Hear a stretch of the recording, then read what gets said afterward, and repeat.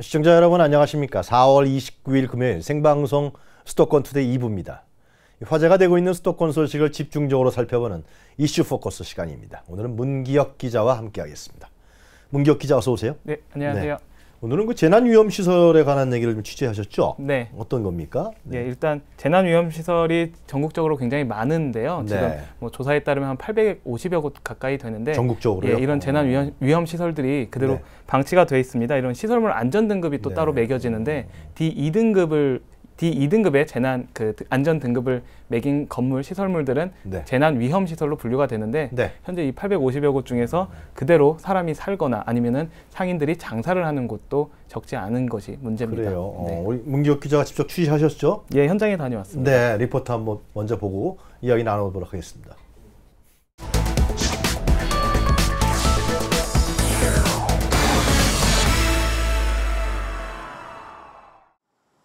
서울 동작구 신노량진 시장입니다.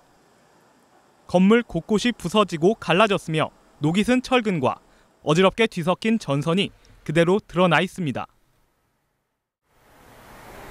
이렇게 보시는 것처럼 건물이 상당히 노후화되어 있고 이 철제 기둥이 건물을 받쳐야만 할 정도로 상당히 위험해 보이는데요. 이곳 신노량진 시장은 지난 2010년에 재난위험시설로 지정이 됐지만 지금까지도 아슬아슬한 영업은 계속되고 있습니다. 지난 1961년에 지어진 이곳은 안전 최하 등급인 2등급으로 분류된 재난위험시설입니다.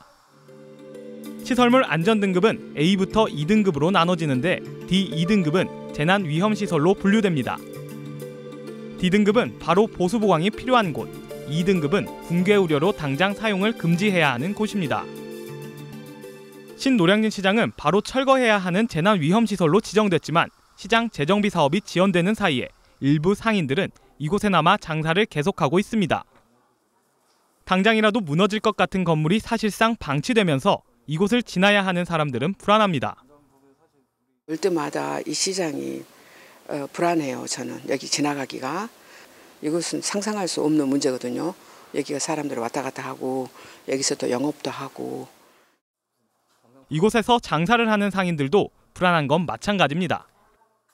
위험한 건 사실이고 위에서 뭐가 떨어지면은 사람이 다치면은 누가 보상할 줄 사람이 없어요. 그렇기 때문에 사람이 또 안 들어오는 것이고 그렇기 때문에 장사가 안 되는 겁니다. 위험을 무릅쓰면서까지 상인들이 이곳을 떠나지 않고 버티는 건 생계 때문입니다. 시장 건물을 재건축하는 과정에서 건물주와는 달리 충분한 보상을 받기가 어려운 상가 세입자들 입장에선 이러지도 저러지도 못한 채 버티고 있을 수밖에 없는 겁니다. 새로 건물을 신축한다고 보면 우리는 꼼짝없이 나갈 수밖에 없어요. 주인이 비하니까.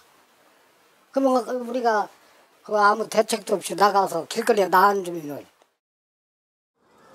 신노량진 시장처럼 안전등급 2등급을 받은 경기 성남시 성남중앙시장. 10여 년 전에 큰 불이 난 뒤 붕괴 위험이 우려돼 공공소유의 시장 건물은 철거했지만 민간 소유의 건물에선 특별한 보수나 보강 없이 영업 중입니다. 이처럼 위험천만한 상황 속에서 상인 또는 주민들의 아슬아슬한 동거가 이어지고 있는 D2등급의 재난위험시설은 전국 859개로 이 중 60%가 수도권에 몰려 있습니다.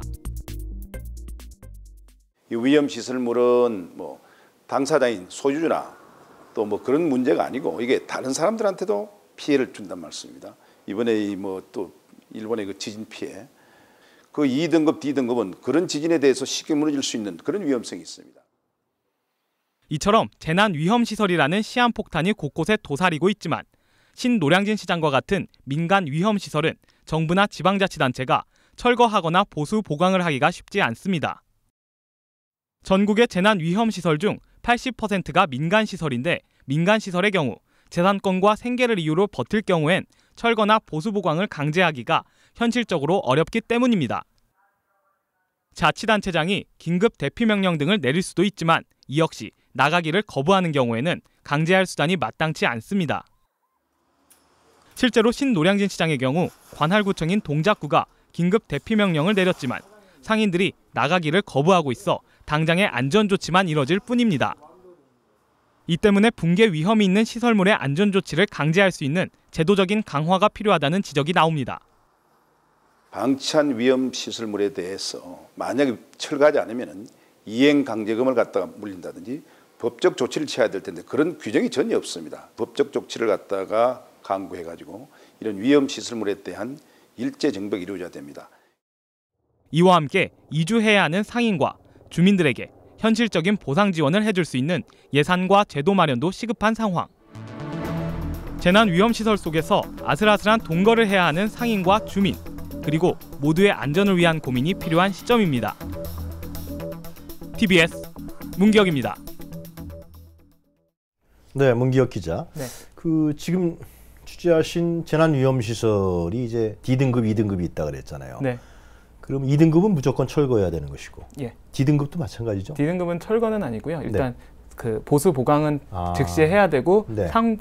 상태를 보면서 그 여부를 결정하는. 근데 그 건물입니다. 신노량 시장인가요? 네. 거기는 2등급입니까? 예, 2등급입니다. 그럼 철거를 해야 되는데 철거도 안 하고 있고. 네. 가장 이제 상당히 우려스러운 건 사람이 거기 살고 있잖아요. 네, 그렇죠. 네, 어떻게 보십니까, 그거는? 예, 일단 2등급으로 지정을 받은 게 네. 지난 2010년입니다. 2010년이요. 그럼 예. 몇 년 지났습니까? 6년 정도 지났죠. 네. 그런데 상인들이 여전히 그곳에서 장사를 하고 있는데요. 거기가 네.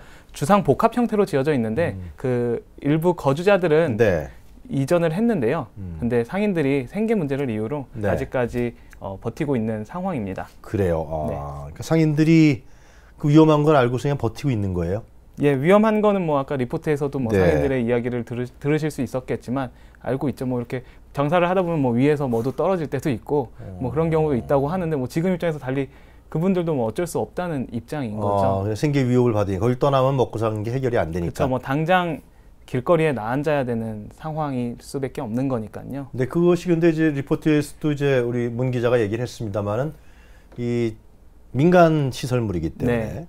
지방자치단체에서도 어떻게 할 수가 없다 그런 거 아니에요? 지금? 그렇죠. 그게 현재 제도적으로 뭐 과태료 정도 물을 수 있고요. 네. 뭐 그리고 아니면은 뭐 자치단체장이 대피 명령도 내릴 수는 있지만 대피 명령 같은 경우 뭐 안 나가고 버티고 있으면 이렇게 끌어내릴 수도 없는 노릇이고요. 네. 과태료 같은 경우도 사실 실효성 있는 어떤 그런 제지 수단이 조치는 되지 않고 있습니다. 그럼 현재는 하여튼 뭐 그 철거 문제도 그러면 그 예, 철거 문제도 마찬가지예요. 네, 민간 마찬가지. 시설이니까 예. 공공기관에서 하지도 못하는 거군요. 예, 그렇죠. 뭐 이렇게 뭐 건물주는 뭐 자기 사유 재산이다라고 하면은 뭐 어떻게 할 수가 없고 또 건물주는 알고 있을 거 아니에요. 2등급 그렇죠. 받았다는 걸. 건물주들은 알고 있죠. 근데 그 사람들은 그냥 철거를 안 하는 거예요. 그러니까 철거를 안 하고 기다리고 있다기보다는요. 대부분 재건축을 해야 되는데 이게 네. 또 재건축도 사실 이 과정이 뭐 보상 문제도 있고 네. 뭐 시공사 선정 문제도 있고 또 조합도 꾸리고 이런 과정들이 굉장히 복잡하잖아요. 예. 그래서 그런 부분들은 사실 뭐 건물주들은 당연히 건물을 새로 짓고 싶어 하는데 그러지 못하는 부분이 있고요. 아파트 같은 경우는 건물주보다는 개개인이 어떤 하나의 입주자들이 개인 재산권을 행사를 하잖아요. 자기 집에 대해서. 그래서 그런 부분에 있어서 뭐 현실적인 이주 보상비가 나오지 않으니까 여기 말고 다른 데 가가지고 지금 안 그래도 집 구하기 힘든 상황에서 자기는 어떻게 나가냐라는 사람들도 있고요. 네. 하여튼 간에 안전관리의 사각지대에 놓여 있는 거네요. 예, 그렇습니다. 그러면 어떻습니까? 지금 안전을 위해서라도 이렇게 놔둘 수는 없는 거 아니에요. 그렇죠. 뭔가 좀 뭐 관련 조항을 제도적으로 법률을 제정한다든가 네. 아니면 지방자치 구간이면은 조례를 제정한다든가 뭐 그래야 되는 거 예, 아니겠습니까? 그런 부분이 있어야 되는. 일단 현재 어쨌든 뭐 조례 이전에 어떤 법적인 근거가 있어야지 뭐 조례도 마련이 될 텐데 현재 법적인 네. 근거가 그런 부분이 상당히 부실한 상황입니다. 뭐 아까 말씀드린 것처럼 뭐 대피 명령도 강제할 수 없고 네. 그리고 또 뭐 아까 과태료 정도 무는 수준이니까 네.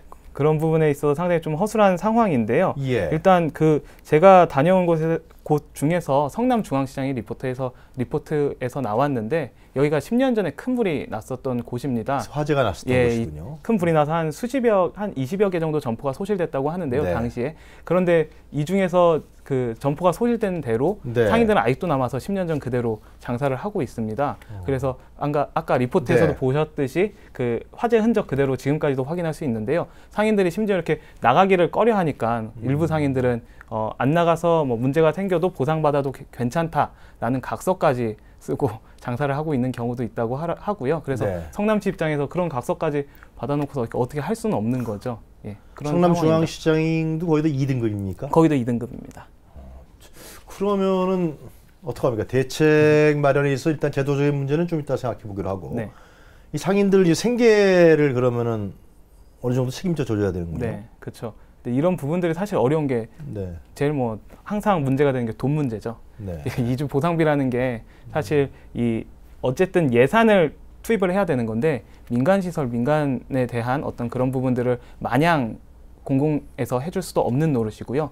이주 보상 비용 같은 경우도 좀 아무래도 현실적인 책정이 어려운데 사실 근데 이런 부분들은 뭐 어떤 선심성 예산이나 그런 부분들 과감히 자르고 이런 부분들을 조금 더 뭐 재난특별기금 같은 것도 있지 않겠습니까? 그러니까 이런 다양한 방법을 활용을 해서 사실 당장의 안전을 해소하는 게 중요하다는 생각이 취재하면서 저는 개인적으로 들었습니다. 지금 그 신노량시장은 2등급을 그 등급 판정을 받은 것이 네. 2010년도라 그랬죠. 네. 성남중앙시장도 마찬가지고. 거기도 화재 난 이후에 화재 구조물이 상당히 문제가 생기면서 그 이후에 바로 6년 2등급을, 동안. 네. 6년 동안 방치되어 있는 거 아니에요? 그렇죠. 신노량진 시장은 그 정도고 네. 성남중앙시장은 한 10여 년 그럼 가까이. 그 지역에 예를 들면 하여튼 뭐 구의원이든 시의원이든 아니면 구청장이든 지역 국회의원이든 이런 위험성을 알고 있을 거 아니에요? 예, 뭐 물론 알고 그 전에 관련된 내용들은 많이 보도도 된 바 있고요. 네.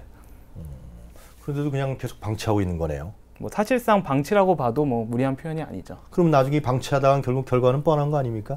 성남이 지금 말씀드리기 뭐하지만은. 예, 뭐 그런 일이 없어야겠지만 글쎄 사실 말이에요. 요즘에 뭐 안 그래도 이런 부분들이 좀 제가 관심을 갖게 된 거는 안 그래도 요즘에 네. 지진 피해가 네. 지금 우려가 높아지고 있지 않겠습니까? 뭐 바로 옆 나라에서도 지진이 일어나고 또 뭐 어제 같은 경우도 대만에서였나요? 뭐 지진이 일어났다는 얘기가 있는데 이런 부분들로 지금 상당히 좀 위험한 상황에서 네. 이런 안전 조치 저희가 사실 그런 부분들은 많이 학습하지 않았습니까? 뭐 지금 이 문제에 대해서 언론에서 지적한 경우가 저는 한두 번이 아닌 것 같아요. 그렇죠. 많이 있습니다. 예. 그런데도 그냥 꼼짝 안 하고 있는 거군요. 우리의 일이 아니다. 어떻게 할 그러니까 수가 없다 그런 겁니까? 그래서 제가 지자체랑도 뭐 관련 담당 지자체 어디라고 밝히긴 예. 어렵겠지만 그 관할구청이나 관할시청, 관할지자체하고도 다 연락을 했는데요. 구청 아니에요? 그죠? 예. 예. 이런 부분들도 저희 입장에서는 뭐 어떻게 할 수가 없다라고 하고 있고 사실 뭐 그분들의 이야기도 이해는 되긴 하겠지만 근데 뭐 또 나중에 사후 약방문식으로 예. 사고 나고 나서 또 그때 가서 어떻게 얘기할지는 모르겠습니다.